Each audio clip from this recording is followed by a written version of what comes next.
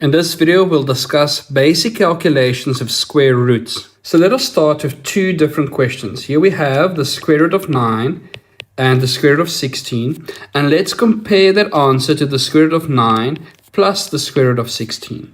So in a previous video, we learned how to find the square root of a value. So the square root of 9 is equal to 3 and the square root of 16 is equal to 4. So 3 plus 4 is equal to 7. But if I take the square root of 9 plus 16, inside of the square root, I can first add up these two values. So 9 plus 16 is 25. And the square root of 25 is equal to 5. Now notice, the two sums look almost exactly the same. The only difference is in the first sum, we added two square roots together. And in the second one, we added together inside of the square root.